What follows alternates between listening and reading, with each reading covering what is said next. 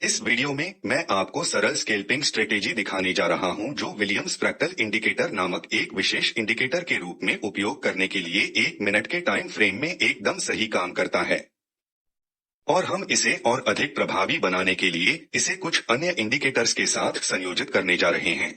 लगभग सभी मार्केट्स में काम करता है और सबसे महत्वपूर्ण बात यह है कि यह काम करता है। आइए इसमें सीधे गोता लगाएं।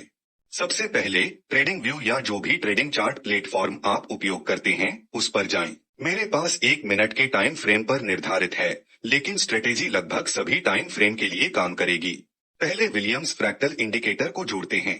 ऐसा करने के लिए विलियम्स फ्रैक्टल इंडिकेटर टाइप पर करें और यह यही होगा। डिफॉल्ट सेटिंग्स सही काम करेंगी, बस सुनिश्चित करें कि पीरियड 2 और कलर मूल रूप से लाल और हरा निर्धारित है, लेकिन मैंने उन्हें हरे और लाल रंग में फ्लिप किया ताकि चार्ट पढ़ते समय इसे समझना आसान हो जाए। इसके बाद हम कुछ मूविंग एवरेज जोड़ने जा रहे हैं ताकि इंडिकेटर्स टैब पर वापस जाएं और 3 मूविंग एवरेज टाइप करें। एडवेंट ट्रेड द्वारा यह होना चाहिए। एक बार जब आप इसे जोड़ लेते हैं तो हम सेटिंग्स को थोड़ा बदलने वाले हैं। उस इंडिकेटर की सेटिंग पर जाएं, लंबाई को 1 से 20 में बदलें, लिंक को 2 से 50 में बदलें और 3 को 100 में बदलें। फिर सादगी के लिए मैं जा रहा हूं उस क्रम में लाइनों के रंगों को हरे, पीले और लाल रंग में बदलें। अब जब हमारे पास इंडिकेटर जोड़ दिए गए हैं तो चलिए देखते हैं कि यह स्ट्रेटेजी वास्तव में कैसे काम करती है। इस स्ट्रेटेजी का पहला नियम यह है कि आप स्ट्रेटेजी के साथ केवल तब जा सकते हैं जब 20 दिन हरी रेखा 50 दिन पीली रेखा से ऊपर है और 50 दिन 100 दिन से ऊपर है।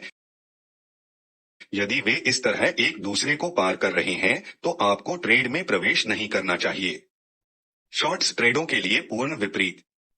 तो 100 शीर्ष पे 50 बीच में और 20 नीचे होना चाहिए। अब जबकि हम जानते हैं कि मूविंग एवरेज को कैसा दिखना चाहिए, आइए जानें कि लॉन्ग ट्रेड में कब प्रवेश करना है। प्राइस को 20 दिन के मूविंग एवरेज या 50 मूविंग एवरेज के नीचे पुल बैक, फिर आपको विलियम्स फ्रैक्टल ग्रीन एरो भी देखना होगा। यह एक एंट्री सिग्नल होगा। उदाहरण ताकि आप समझ सकें कि मैं किस बारे में बात कर रहा हूं। तो पहले चीजें सुनिश्चित करें कि मूविंग एवरेज सही क्रम में है और एक दूसरे को पार नहीं कर रहे हो। फिर हम 20 दिन के मूविंग एवरेज के तहत प्राइस को पार करने की प्रतीक्षा करते हैं। आप विलियम्स फ्रैक्टल इंडिकेटर का इंतजार करते रहते हैं जो हमें हरा एरो देता है। ट्रेड में प्रवेश करने के लिए आगे बढ़े और हम 50 दिन के ठीक नीचे स्टॉप लॉस रखेंगे, एक लॉन्ग पोजीशन बनाते हैं और फिर 1.5 का प्रॉफिट रेशियो रखते हैं, जैसा कि आप इस उदाहरण में देख सकते हैं। स्ट्रेटेजी ने सही काम किया। यदि विलियम्स फ्रैक्टल द्वारा हरे तीर देने से पहले और 50 दिन को पार करके प्राइस नीचे चलती रहती है तो एक हरा तीर मिलता है। आप वही काम करने वाले हैं और यहाँ ट्रेड में प्रवेश करते हैं, लेकिन इस बार आप 100 के ठीक नीचे स्टॉप लॉस सेट करेंगे और अभी भी 1.5 प्रॉफिट रेशियो सेट करें। अब एक बहुत ही महत्वपूर्ण नियम है जिसका पालन आपको इस ट्रेडिंग स्ट्रेटेजी के लाभदायक होने के लिए करना चाहिए। प्राइस 100 दिन की मूविंग एवरेज से नीचे गिर जाती है और इंडिकेटर ने हरे तीर दिया, इसके बाद भी हम ट्रेड में प्रवेश नहीं करते हैं। तो जैसा कि आप यहाँ देख सकते हैं, प्राइस मूल रूप से 100 दिन से नीचे है, इंडिकेटर एक हरे रंग का तीर देता है और जैसा कि आप देख सकते हैं कि प्राइस 100 दिन से नीचे कभी भी बंद होने के बाद और भी गिरने की संभावना है। अब स्ट्रेटेजी के साथ शॉर्ट ट्रेड का उदाहरण लेते हैं।